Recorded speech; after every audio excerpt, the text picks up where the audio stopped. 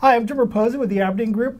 With me today is Omer Minkara. You are our Senior Research Analyst. You have a long practice name, but you cover customer service and customer experience management, correct? Correct. Yes, I look at a lot about the customer experience, managing that journey, specifically within the contact center. Great. So you've been writing about, talking about a trend in customer experience and customer experience management, customer service called omni-channel. So maybe you can tell us a little bit, what does that mean? What does omni-channel mean, and why is this an important trend? Absolutely. So first of all, omni-channel is a different term than multi-channel. We see a lot of companies being confused between the two terms. So let's define what omni-channel means first, and then let's talk a little bit about the differences between multi-channel. What omni-channel means is that companies can deliver a seamless experience to their customers across different channels and devices. So for example, if a customer starts the journey of interacting with a business on a website, then they evolve into an email or social media conversation, and then they move into the call center. All those conversations are seamless. They get the exact same message from that company through different channels or devices. So it's not one of these things, and I think we've all experienced those, where you may have had a phone conversation with a support person at a company, and then you go onto an email, and it's like you're brand new, or vice versa. You might have sent an email or chat, you got some responses, then you call in, and they have no clue that you'd ever even talked to somebody. That's not doing omni-channel, I'm guessing, right? Exactly, exactly. As much as we all as consumers are omni-channel, even though we might not be aware, businesses understand the multiple channels of interaction that are involved, but they struggle delivering that seamless interaction. In other words, reducing the customer effort to provide that seamless experience.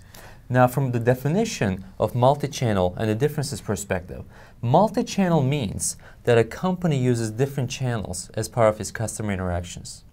However, all those channels are not interacted necessarily, seamless necessarily. So let's say the journey starts again in social media, but when it's evolving into email, the company might not be able to deliver the exact same message they delivered in social media because they don't have the same view of the interaction history. So the differences between omni-channel is one is more seamless in the case of omni-channel versus in multi-channel, the interactions are not necessarily tied with one another. Right, so we talk about this on the application side, that this whole idea that people today, you have like this multimodal life. In the morning you get up, you're on your laptop or something, you're on your commute in, you may be using your smartphone. In the evening, you might be watching TV and checking stuff on your tablet.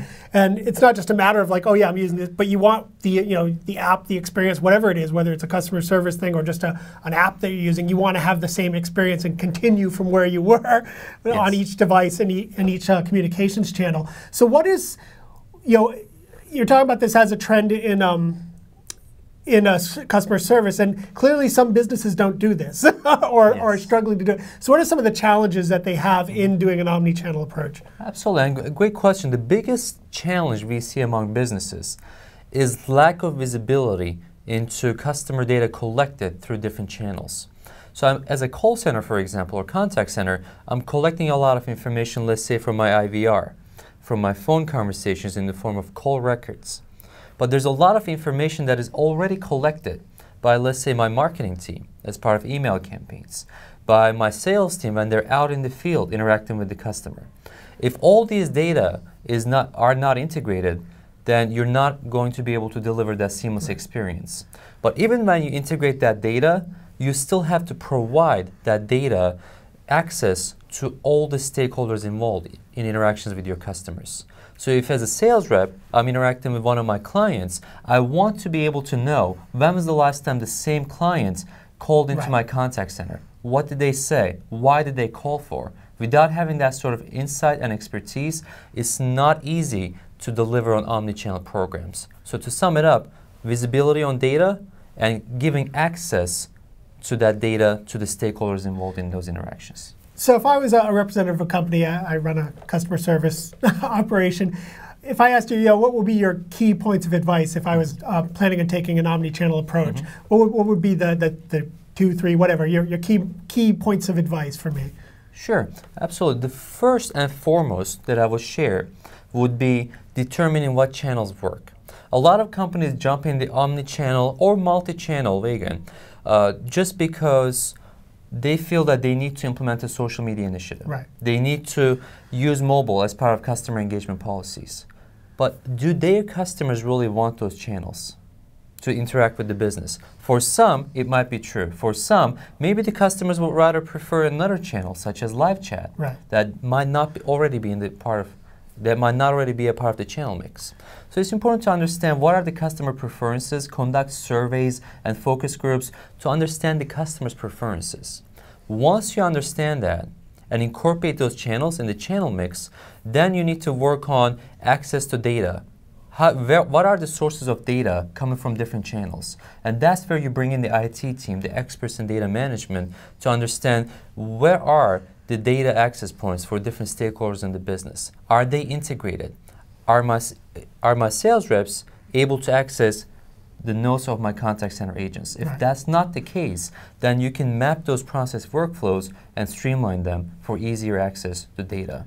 And the final recommendation that I would like to give is to make sure that after you determine what channels work, make sure you measure them.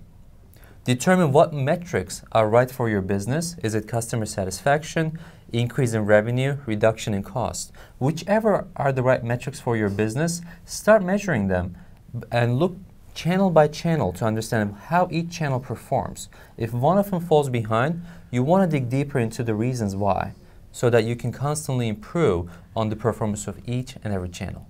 Right. Well, thanks, Omer. You can read Omer's research and blogs on this topic and other. He's writing about Omni-channel, about all kinds of trends in customer service and customer experience management. You can find his reports at www.aberdeen.com, and you can also read his blogs at blogs.aberdeen.com. I want to thank you for watching this Aberdeen video.